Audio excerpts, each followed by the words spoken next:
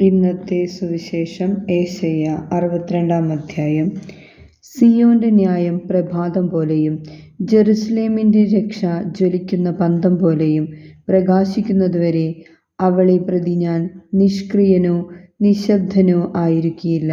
ജനതകൾ നിന്റെ നീതീകരണവും രാജാക്കന്മാർ നിന്റെ മഹത്വവും ദർശിക്കും. കർത്താവ് വിളിക്കുന്ന ഒരു പുതിയ പേരിൽ നീ അറിയപ്പെടും. കർത്താവിൻ്റെ കയ്യിൽ നീ മനോഹരമായൊരു കിരീടമായിരിക്കും. നിന്റെ ദൈവത്തിൻ്റെ കരങ്ങളിൽ ഒരു രാജകീയ മകുടവും.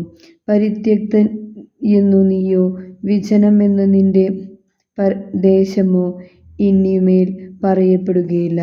എൻ്റെ സന്തോഷം എന്നും നീയും വിവാഹിതയെന്നും നിന്റെ ദേശം വിളിക്കപ്പെടും. എന്തെന്നാൽ കർത്താവ് നിന്നിൽ ആനന്ദം കൊള്ളുന്നു. നിന്റെ ദേശം വിവാഹിതയാകും. യുവാവ് കന്യകയെ എന്ന പോലെ നിന്റെ പുനരുദ്ധാരകൻ നിന്നെ വിവാഹം ചെയ്യും. മണവാളൻ മണവാട്ടിയിൽ എന്ന പോലെ നിന്റെ ദൈവം നിന്നിൽ സന്തോഷിക്കും. നമ്മുടെ കർത്താവായ യേശു മിശിഹായെ സ്തുതി.